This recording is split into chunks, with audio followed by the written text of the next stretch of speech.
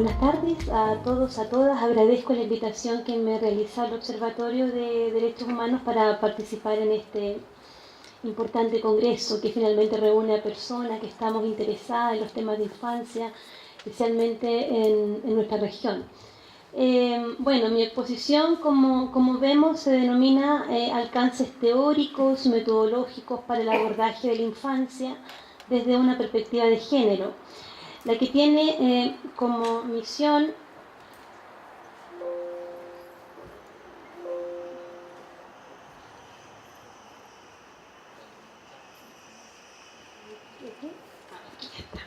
ahora sí.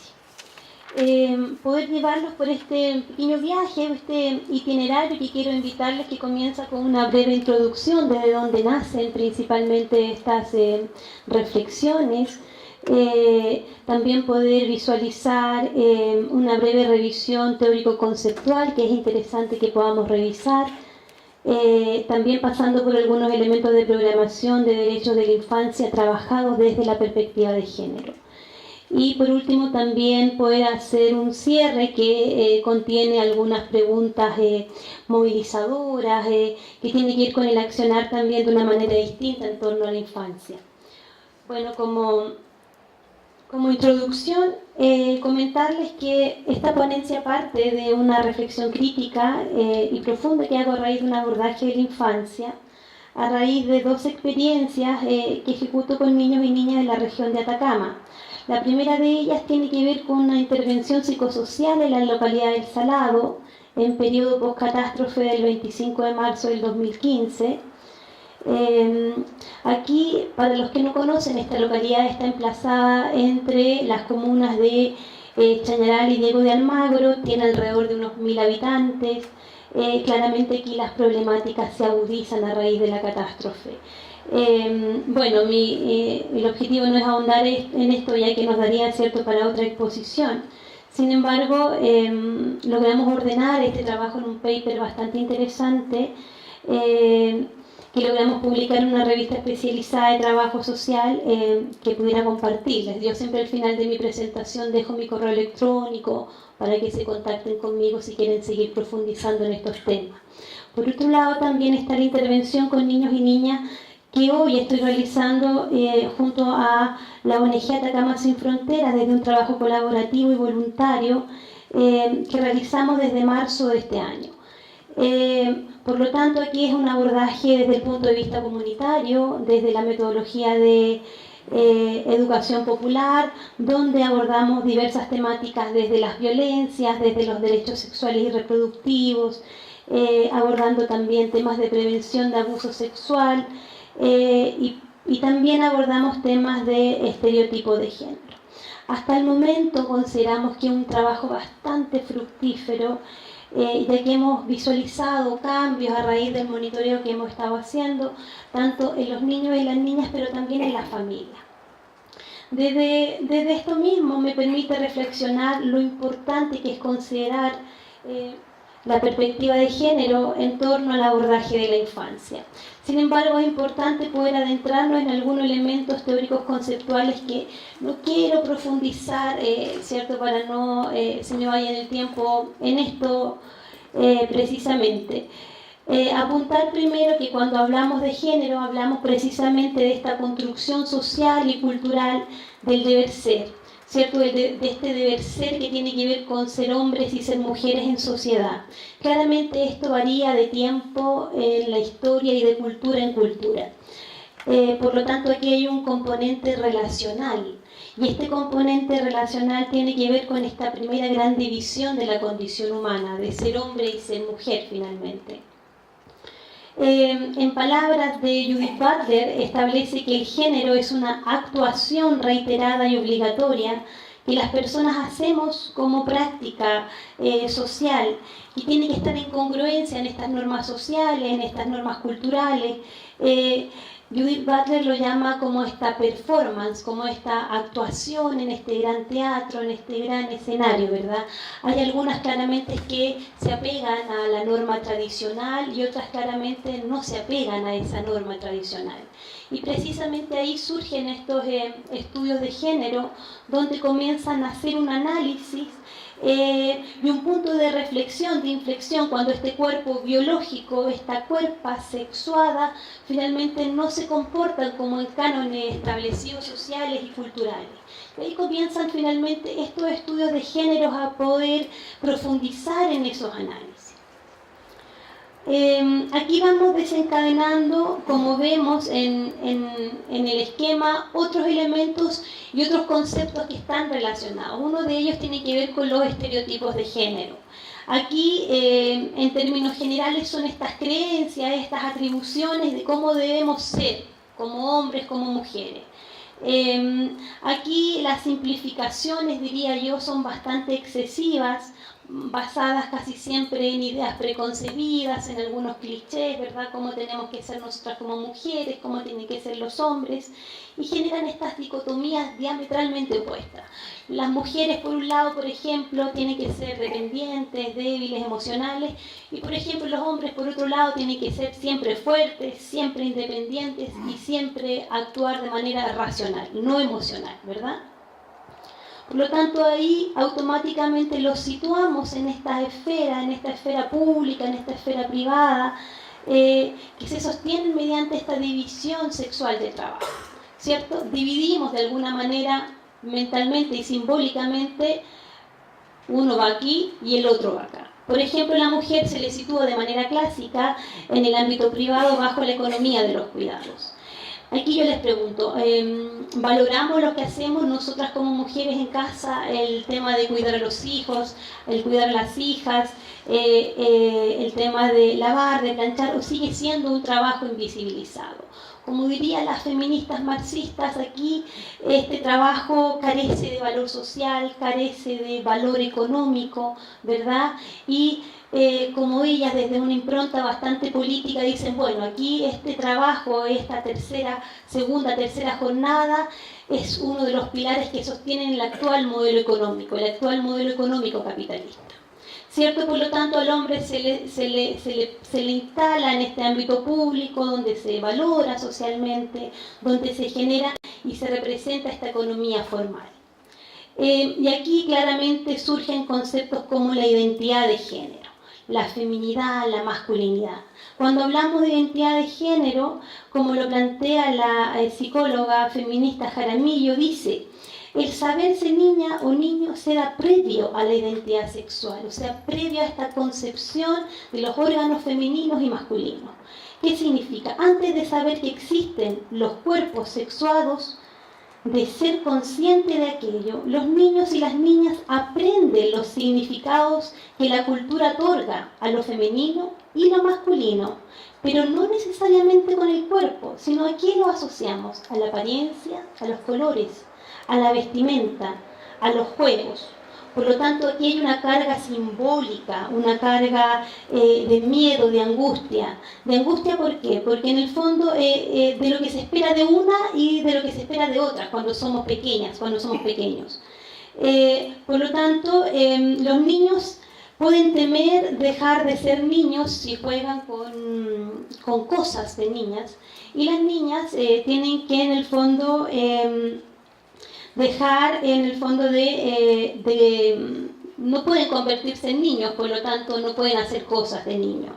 Y ahí tenemos nosotros desde lo discursivo y desde lo simbólico también, por ejemplo, cuando decimos cómo le vamos a regalar una muñeca a un niño, nada que ver, o los niños no lloran, ¿cierto? O miles de discursos que están instalados en nuestras cotidianidades, o las niñas no juegan a la pelota, las niñas no juegan con autos, parece una marimacha, ¿verdad? Ahí vamos instalando estos discursos, estos simbolismos que se instalan desde que somos pequeñas finalmente. De aquí surgen estos roles de género, tal como muestra la gráfica, como un conjunto de funciones, de tareas y responsabilidades que tienen que ver con las exigencias sociales, subjetivas, para la infancia, asociados a este sexo biológico. Por lo tanto, las niñas aprenden a ser mujeres y los niños aprenden a ser hombres. Las niñas claramente bajo conductas encaminadas al cuidado de la estética, ¿cierto? El tema de la flacura, inclusive le instalamos a las niñas, ¿cierto? el tema de la maternidad, el trabajo doméstico, el cuidado de las personas. Aquí se lo reforzamos con los juguetes, con las muñecas, inclusive con artefactos domésticos diminutos, que le regalamos una cocina, una ollita, para que ya empiece, ¿cierto?, en el fondo a adoctrinarse en torno a esto. Y a los niños, por otro lado, también los enseñamos a ser hombres, los enseñamos bajo este color azul, ¿verdad?, simbólico, que tiene que ver que tiene que ser inquieto, osado, valiente. Ya les vamos poniendo estas características. Quizás tenemos, cuando niños y niñas fuimos introvertidos, ¿verdad? Mi hermano fue introvertido, pero él nunca se sintió tan cómodo con esta visión de que tenía que ser tan osado y tan valiente. Por lo tanto, aquí, ¿cómo les reforzamos con los niños? De la misma manera que reforzamos con las niñas. Las armas, videojuegos con alto contenido de violencia, estos superhéroes que todo lo hacen. No hay muchas superheroínas en el mercado, ¿verdad? Entonces ahí vamos, ¿cierto?, instalándole de a poco estos preceptos a los niños. Y finalmente, como yo bien digo, y por eso lo tengo destacado en negro, la desigualdad de género comienza en la infancia, porque ya vamos instalando estas ideas preconcebidas de cómo tenemos que ser y vamos coartando a nuestras niñas, también a nuestros niños. Por lo tanto, en este contexto adverso donde se detonan y potencian estas relaciones de poder y de desigualdad, vemos como la cultura patriarcal pone en desventaja a las mujeres en relación a los varones. ¿Cierto? Tenemos una sociedad chilena clasista, donde tenemos el beneficio de unos pocos frente a la mayoría. Tenemos una sociedad racista que sobrevalora ciertas características físicas, fenotípicas, frente a categorías como raza, etnia. Tenemos una adoración hacia la blancura, hacia lo rubio, ¿verdad? Eso tiene que ver con estas imágenes preconcebidas. Tenemos esta visión adultocentrista, donde claramente las personas adultas tienen el poder y la razón frente a la infancia y a la juventud, donde decimos, no, los niños no entienden, no, ellos no saben, que no opinen, ¿verdad? Y claramente tenemos la heteronorma, la heteronormatividad, donde la heterosexualidad se mandata sobre cualquier otra orientación sexual, sobre este binarismo, ¿verdad? Se nos parece casi inverosímil pensar que también existe una amplia gama de diversidad sexual, nos parece casi que no se da en nuestra sociedad, ni tampoco en nuestros niños y en nuestras niñas. Por tanto, la perspectiva de género nos otorga de alguna manera esta mirada analítica que indaga y explica cómo las sociedades construyen sus reglas, valores, prácticas, procesos y subjetividades, donde le dan un nuevo sentido a las mujeres y a los hombres y a las relaciones que se dan ahí en sociedad. Por lo tanto, es tan necesaria la perspectiva de género para el abordaje con la infancia, ya que de alguna manera primero nos ayuda a comprender los procesos basados en estas diferencias biológicas entre los sexos que se convierten en desigualdades sociales, a desnaturalizar las explicaciones acerca de las diferencias entre niños y niñas, ¿cierto?, basadas principalmente en esta idealización de lo biológico. Y en realidad es una influencia social y cultural. Desplazar esta creencia de que los niños y los hombres de todas las edades son los representantes de la humanidad, ¿verdad? Y negamos esta posibilidad de darle su unicidad, su diversidad, su especificidad histórica, cultural, ¿verdad? Y por último también visibilizamos la experiencia de las niñas en su condición de género. Bueno, y aquí en los elementos ya metodológicos, ¿verdad?, sobre la programación de los derechos de la infancia desde la perspectiva de género, hacer este cruce de entre infancia y perspectiva de género claramente no es fácil. De alguna manera, la revisión de estos textos, de estas guías que les describo ahí desde los autores, que puedo compartirles, por supuesto, si me escriben, claramente tienen que ver con un ordenamiento que podemos ir dándole, porque una de las principales consultas que a mí me hacen siempre de los chicos y las chicas que trabajan en los distintos programas de Sename o desde la infancia, dicen, bueno, profe, entonces, ¿cómo incorporo la perspectiva de género? ¿Cierto? ¿Cómo lo hago? Porque en mi programa dice que ahí tengo que incorporarlo, pero a veces no sé desde dónde, porque tampoco nadie aquí lo tiene tan claro. Bueno, aquí yo voy a tratar de dar algunos lineamientos bastante generales, por supuesto. Primero decir que existe este marco de principios, y este marco de principios tiene que ver con estos elementos transversales, éticos, epistemológicos, que deberían cruzar ya toda, ya sea intervención, ya sea investigación, proyecto, programa, todo lo que estemos ejecutando. Primero yo diría que es pararse desde la Declaración Universal de los Derechos Humanos, que establece que la igualdad es el principio normativo, un valor establecido ante el reconocimiento de la diversidad. Por lo tanto, el derecho a la igualdad va siempre aparejado al de la no discriminación, de manera que es posible evaluar si existe igualdad en la medida de que no exista ningún tipo de discriminación. El Comité de Derechos Humanos menciona que la discriminación tiene que ver con la distinción, exclusión, restricción o preferencia, ya sea en base a la raza, al color, al idioma, a la religión, a la ausencia de la religión, a la opinión política, al origen social, a la posición económica, etc. Por lo tanto, la segunda piedra angular, diría yo, es el lenguaje inclusivo. Ya hagamos el ejercicio en nuestros diagnósticos, en nuestro plan de intervención, de incorporarlo. Tiene que ver con una estrategia fundamental para incorporar la perspectiva de género, es utilizar un lenguaje no androcéntrico ni sexista. Yo diría que es la segunda gran tarea que deberíamos tratar, ya que si le preguntamos a las niñas, y a mí me pasa, cuando trabajo con ellas, ¿les gusta que la traten de hombre? No. Porque yo soy niña, ¿verdad? No soy niño, lo mismo pasa con los niños. Y por último, yo diría, no menor, tener claridad en los aspectos teórico-epistemológicos para el trabajo con niños y niñas. Usted debería saber desde dónde está mirando su intervención. No solamente replicar, ¿verdad?, desde forma monotemática la famosa teoría de sistemas, ¿verdad?, sino también saber desde dónde va a mirar esa famosa teoría de sistemas. ¿Cierto? Que es como el modelo que utiliza Infancia hoy. Siempre me equivoco, perdón. El análisis situacional tiene que ver con estas miradas más diagnósticas, ¿cierto? Es contar con esta información amplia, oportuna, confiable. Yo diría que se lo planteo como tarea también, aprovechando que está el director aquí de SENAME. Yo estuve buscando un diagnóstico regional sobre las temáticas de infancia y no encontré.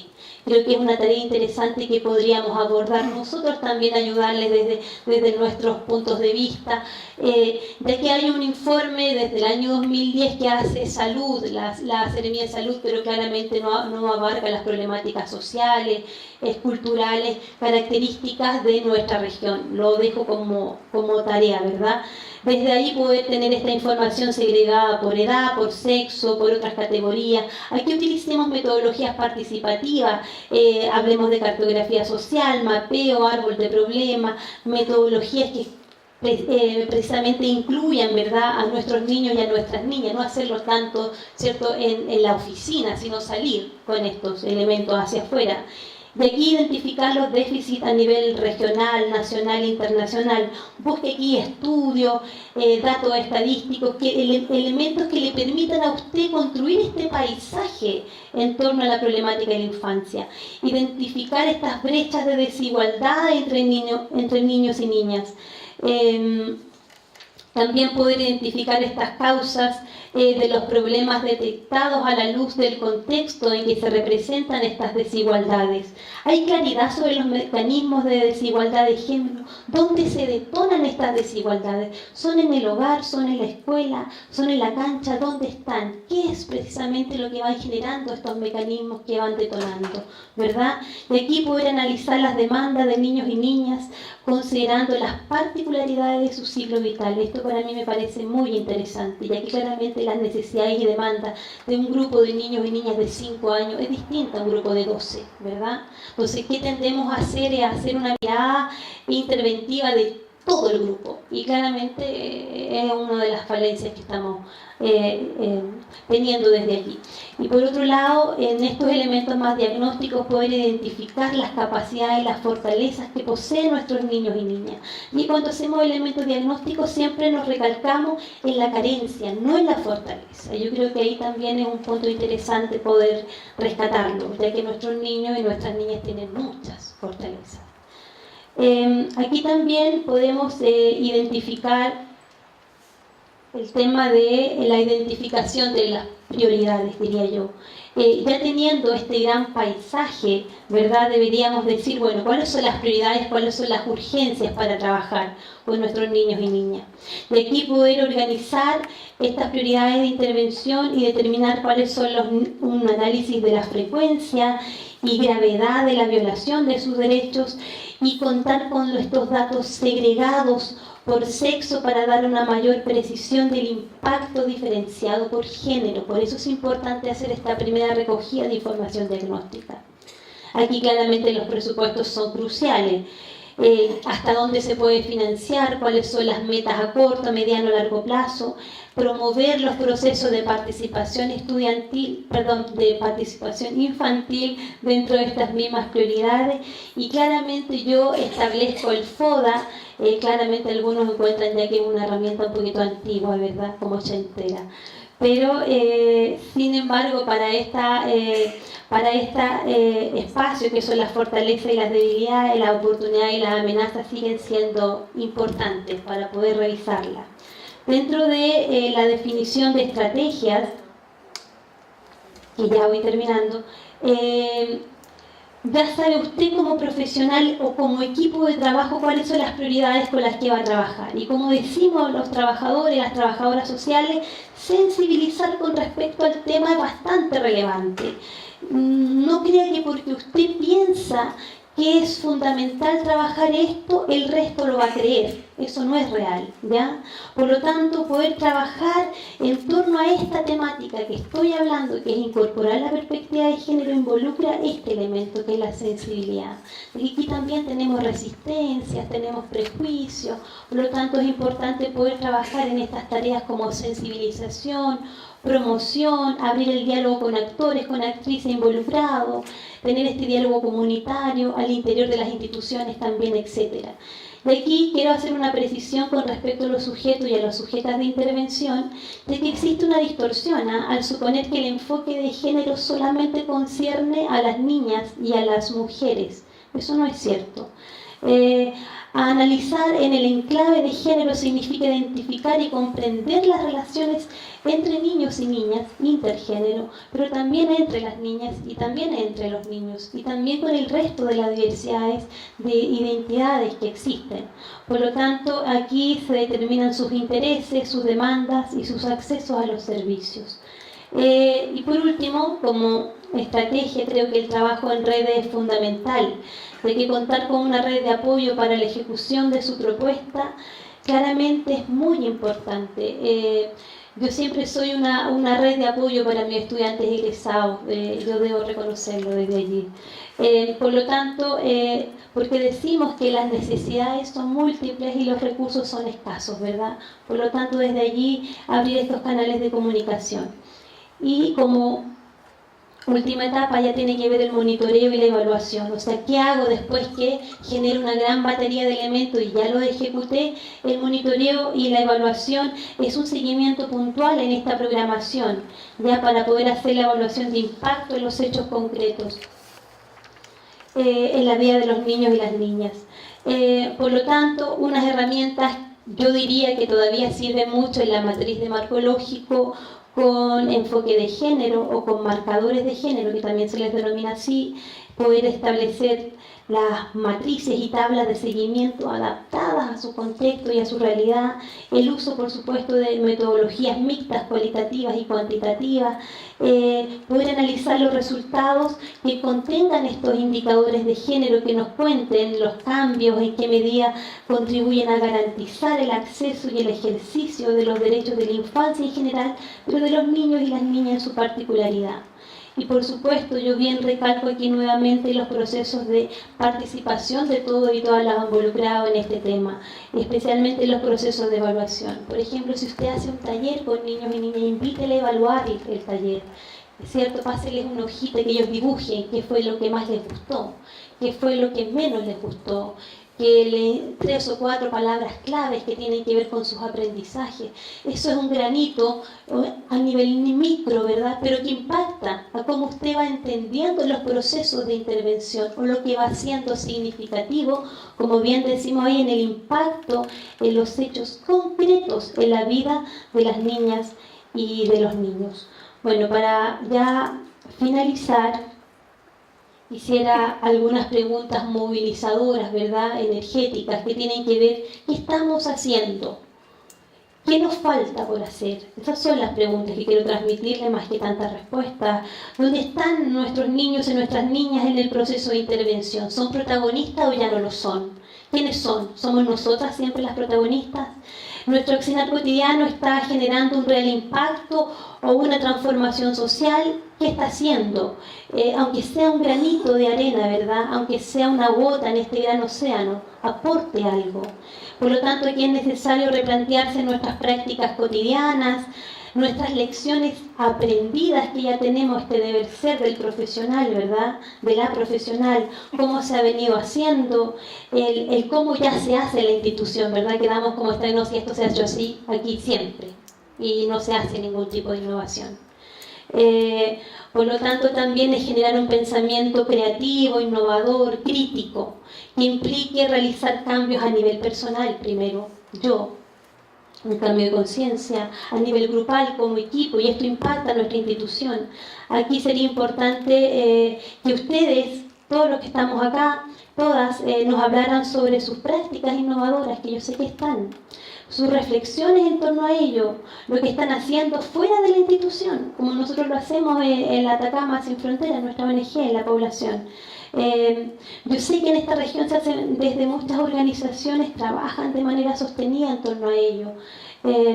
Por lo tanto, sería interesante poder intercambiar no solo los saberes desde nosotros los expertos, ¿verdad?, sino también desde algunas prácticas, algunos enclaves que nos ayuden a mejorar nuestras intervenciones, otorgarle soporte y fundamento a la toma de decisiones, que es finalmente lo que yo trato de mostrarles y sensibilizarles a lo largo de la exposición. Y como hice finalmente, nuestro gran maestro Paulo Freire, ¿verdad?, nos dice: todos y todas nosotras sabemos algo, todos y todas nosotras ignoramos algo, por lo tanto, siempre aprendemos. Y eso es lo fundamental. Siempre seguir aprendiendo, sobre todo si estamos trabajando con niños y niñas. Ellos también nos enseñan muchas cosas. Eso es. Muchas gracias. Dejo ahí mi contacto por si quieren escribirme para que